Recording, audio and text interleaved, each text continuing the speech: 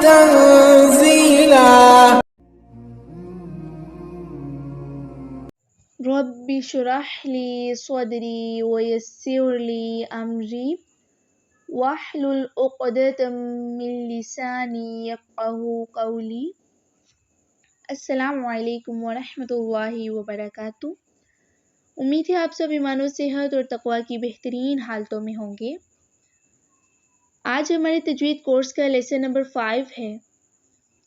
जो हमारे साथ ये तजवीद कोर्स कर रहे हैं वो ये जानते होंगे कि अब हमने मखारिज सीरीज़ स्टार्ट की हुई है, जिनमें असूल मखारिज की जो डिटेल्स हैं वो हम 1 बाय 1 अपने लेसन्स में पढ़ रहे हैं। उनमें से जो सेकंड पॉइंट है लिसान, वो अब हमने स्टार्ट किया हुआ था, जो कि फर्दर 5 पार्ट्स में डिवाइड है। और उनमें से 2 जो उसके पॉइंट्स हैं उनकी डिस्कशन जो है वो हमने लास्ट लेसन में कर ली थी। उनसे जो हरूफ अदा होते हैं उनके बारे में हमने जान लिया था। अब जो फर्दर इसके 3 पार्ट्स हैं उनसे जो हरूफ अदा होते हैं उनके मखारिज को सीखने से पहले दांतों और दारों के नाम के बारे में इल्म होना बहुत ज़रूरी है। इसलिए जो है हमने इससे पहले अपना एक लेक्चर रखा था जिसमें हमने दांतों और दारों के नेम के बारे में जाना था। अब उसके बाद जो है अब हम फर्दर अपने 3 पार्ट्स जो हैं उनके बारे में जानेंगे। आज हम हाफ़तुल लिसान और तरफुल लिसान से जो हरूफ अदा होते हैं वो सीखेंगे। फर्स्ट ऑफ ऑल जो फर्स्ट है वो है हाफ़तुल लिसान। हाफ़ा मीनिंग होता है करवट और लिसान मीनिंग ज़ुबान। तो हाफ़तुल लिसान का मीनिंग है ज़ुबान की करवट। तो इसके नेम से ही इस चीज़ का पता चल रहा है कि इससे जो हरूफ अदा होंगे उनका जो ताल्लुक़ है वो ज़ुबान की करवट से होगा।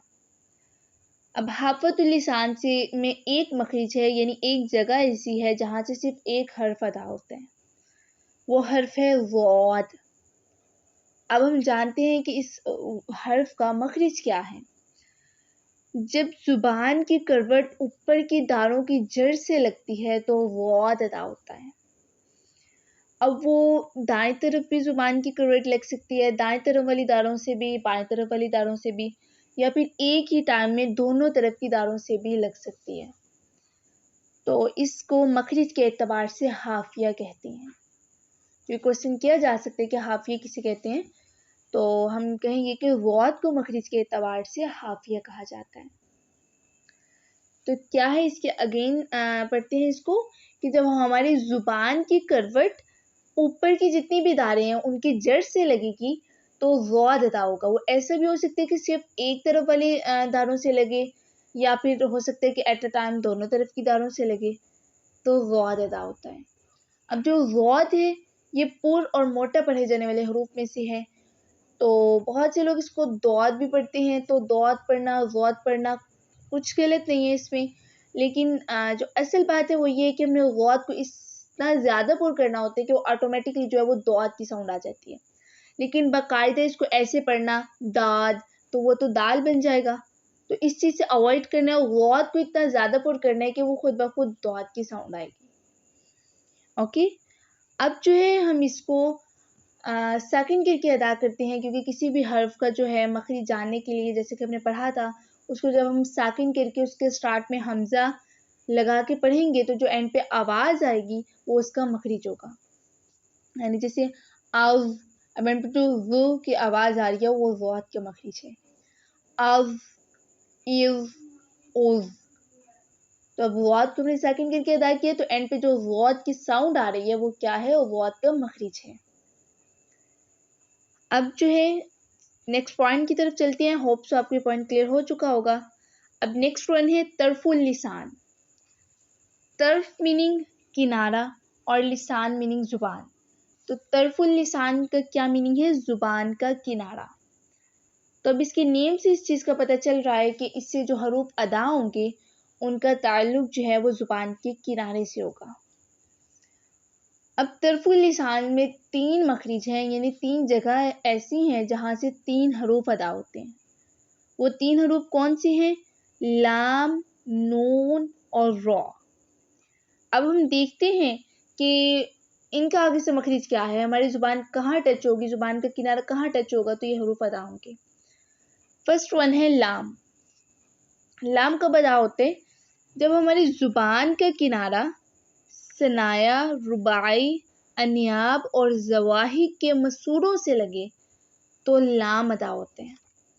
अब जैसे कि हम पढ़ चुके हैं दांतों और दाढ़ों के नाम, तो हमें इससे मालूम होगा, ये पढ़ने से हम ये जानते होंगे कि सनाया, रुबाई और अनियाब जो हैं वो हमारे दांतों के नाम हैं और जो ज़वाहिक है वो हमारी दाढ़ का नाम है।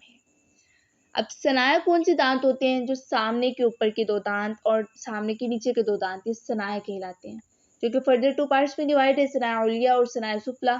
ऊपर के 2 सनाया उलिया कहलाते हैं और नीचे के 2 सनाया सुफला कहलाते हैं, और ओवरऑल जो है ये सनाया इनको कहा जाता है। और जो सनाया के राइट और लेफ्ट साइड पे ऊपर नीचे हैं वो रुबाई कहलाते हैं। फिर उसके बाद जो रुबाई के लेफ्ट और राइट साइड पे ऊपर नीचे हैं वो ज़वाहिक अनियाब कहलाते हैं। और इसी तरह जो है अनियाब के बाद दाढ़ें स्टार्ट हो जाती हैं, तो जो राइट और लेफ्ट साइड वाली ऊपर नीचे की फर्स्ट वाली दाढ़ है वो ज़वाहिक कहलाती हैं। तो अब जब हमारी ज़ुबान का किनारा या हमारे सामने के ऊपर के जो दांत हैं और साथ ही पहली जो दाढ़ है राइट और लेफ्ट साइड पे, उनके मसूड़ों से लगेगा तो लाम अदा होगा। यहाँ से बात ऊपर के दांतों की हो रही है कि जब हमारी ज़ुबान का किनारा सामने के 2 दांतों पे, सामने के ऊपर के जो जितने भी दांत हैं और उसके साथ जो फर्स्ट वाली दाढ़ है उनके साथ जब टच होगा तो उनके मसूड़ों के साथ जब टच होगा तो लाम अदा होगा। अब इसको भी सेकंड करके अदा करते हैं। अल, इल, उल। बहुत सिंपल है, इसको जो है हमने पुर करके नहीं अदा करना होता। लाम हमेशा बारीक पढ़ा जाता है, सिर्फ अल्लाह का लाम जो है वो पुर करके पढ़ा जाता है, वो भी सिर्फ 2 कंडीशंस में, जब अल्लाह के लाम से पहले ज़बर हो या पेश हो तो लामपुर पढ़ा जाता है, जैसे मिनल्लाह या मिनल्लाही, तो तब जो है हमारा अल्लाह का लामपुर पढ़ा जाता है। और इसके अलावा अगर अल्लाह के लाम से पहले ज़ेर होगी तो तब ये बारीक ही पढ़ा जाएगा। फॉर एग्जाम्पल बिस्मिल्लाही, यहाँ पे भी मिल्लाही, लाही से पहले मीम के नीचे ज़ेर है तो इसको हम बारीक अदा करेंगे। तो इसके अलावा जिस भी कंडीशंस में जहाँ पे भी लाम होगा वो बारीक ही पढ़ा जाएगा। अब नेक्स्ट वन है नून का मखरिज। नून कब अदा होते हैं? जब ज़ुबान का किनारा सनाया, रुबाई और अनियाब के मसूरों से लगे। क्या डिफरेंस है कि लाम में सनाया, रुबाई और अनियाब के साथ ज़वाहिक भी आ रहा था, यानी जो दाढ़ें हैं राइट और लेफ्ट साइड वाली फर्स्ट वो भी साथ लाम के जो हमारी ज़ुबान के किनारे उनके साथ हमारे जो ज़ुबान का किनारा है उनके मसूरों के साथ लग रहा था। लेकिन नून के मखरिज में हमारी जो ज़ुबान का किनारा है वो सिर्फ हमारे सामने के जो दांत हैं उनके मसूरों से लगेगा, यानी सनाया, रुबाई और अनियाब के मसूरों से लगेगा तो नून अदा होगा। अब इसको भी सेकंड करके अदा करते हैं। अन, इन, उन। अब जो नून है ये भी बिल्कुल सिंपल पढ़ा जाता है, लेकिन जब नून के ऊपर शद होती है, 2 दंदारों वाली शद होती है, तो ये नून मुशद्दद कहलाता है, तो तब हम इस पे गुन्ना करके इसको अदा करते हैं, यानी तब हम नून की आवाज़ को नाक में लेके जाते हैं। फॉर एग्जाम्पल इलाहिन्नास, यहाँ देखिए हिन्नास, नून के ऊपर शद है तो हमने नून को पे गुन्ना किया है, राइट। अब थर्ड वन मखरिज जो है तरफुल लिसान का वो है रॉ। अब रॉ कब अदा होता है? जब हमारी ज़ुबान का किनारा मा पुश्ते ज़ुबान, यानी जब हमारी ज़ुबान की पुश्त और साथ ही ज़ुबान का किनारा सनाया और रुबाई के मसूरों से लगे तो रॉ अदा होता है। यानी पहले जो है लाम में सनाया, रुबाई और अनियाब और ज़वाहिक ये चारों आ रहे थे, यानी सामने के ऊपर के सारे दांत और साथ राइट और लेफ्ट साइड वाले एक एक दाढ़ आ रही थी उसके मखरिज में, और जो नून का मखरिज है उसमें सिर्फ सामने के ऊपर के सारे दांत आ रहे थे। और अब जो रॉ है उसमें ज़ुबान के किनारे के साथ साथ जो ज़ुबान की पुश्त है वो सनाया और रुबाई, यानी सामने के ऊपर के 4 दांतों के जब मसूरों से लगती है हमारी ज़ुबान का किनारा और ज़ुबान की पुश्त, तो तब रॉ अदा होता है। अब जो रॉ है ये पुर और मोटा पढ़े जाने वाले हरूफ में से है, तो जब हम उसको अदा करेंगे तो हमारे जो होंठ है वो थोड़े गुलाई में जाएंगे। और जो रॉ है वो 2 कंडीशंस में पुर करके पढ़ा जाता है और एक कंडीशन में बारीक पढ़ा, जिसमें से फर्स्ट कंडीशन ये है कि जब रॉ के ऊपर ज़बर होगी और सेकंड कंडीशन ये है कि जब रॉ के ऊपर पेश होगी, तो इन दो कंडीशंस में जो रॉ है वो पुर करके पढ़ा जाएगा।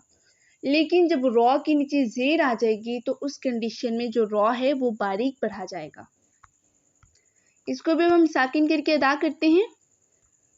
और ईर और अब जो इन पर र की आवाज़ आ रही है वो रॉ का मखरिज है। ये इस पे बहुत ज़्यादा फोकस करने की ज़रूरत है, क्योंकि ये जो मखरिज है बहुत से लोग की जो मिस्टेक है वो मेनली इस ही मखरिज में होती है और इसकी अदायगी में भी थोड़ी डिफ़िकल्टी आती है। सो हम इसकी जो है कुछ एग्जांपल्स के थ्रू भी प्रैक्टिस कर लेते हैं। ये कुछ एग्जांपल्स आपके सामने मौजूद हैं, पिक्चर में आपको शो भी हो रही होंगी। आमारो, फारिहा। अब देखिए आमा रॉ, इधर रॉ के ऊपर ज़बर थी तो हमने रॉ को पुर करके पढ़ा। अब जो सेकंड वन एग्जांपल है फारिहा, अब यहाँ पे रॉ के नीचे जेर है तो इसको हमने फारिहा नहीं पढ़ना है, इसको हमने बारीक पढ़ना है। फारिहा, कारोमा, यर्जुकु। जब रॉ साकिन होगा तब भी पुर करके ही पढ़ा जाएगा। जैसे कि यहाँ पे है यर्जुकु, उमिरतु, नुरसिला। तो ये कुछ एग्जाम्पल्स हैं आपके सामने। इसी तरह जो है आप इसकी प्रैक्टिस करते रहिए तो इंशाल्लाह बहुत जल्द जो है इसकी अदायगी ठीक हो जाएगी। मतलब आपको अदा करने में भी कोई डिफ़िकल्टी नहीं होगी जब एक दफ़ा आपका मखरिज जो है वो ठीक हो जाएगा। तो बाकी है कि आज के लिए इतना ही काफ़ी है। अब जो एक पॉइंट रह गया लिसान का, रौसुल लिसान, उसको हम इंशाल्लाह नेक्स्ट लेसन में कवर कर लेंगे।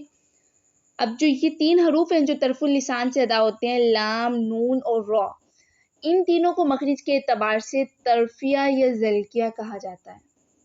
जैसे कि हमने पढ़ा हाफतुल लिसान से एक वर्ड अदा होते हैं वॉद, और उसको मखरिज के एतबार से हाफिया कहा जाता है।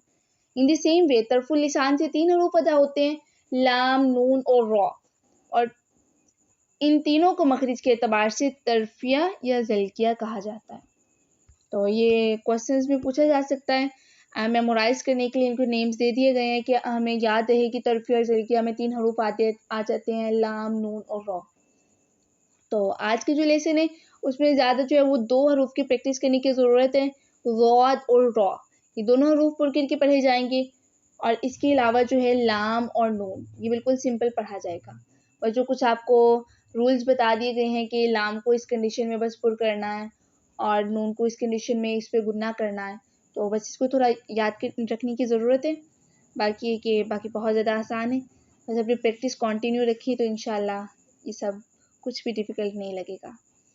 तो अल्लाह सुब्हानहू व तआला से दुआ है कि वो हमारे इल्म अमल में मज़ीद बरकतें अता फ़रमाए, हमें इस सफ़र पर इस्तकामत अता फ़रमाए और हमारी ज़ुबान की गिरा खोल दे।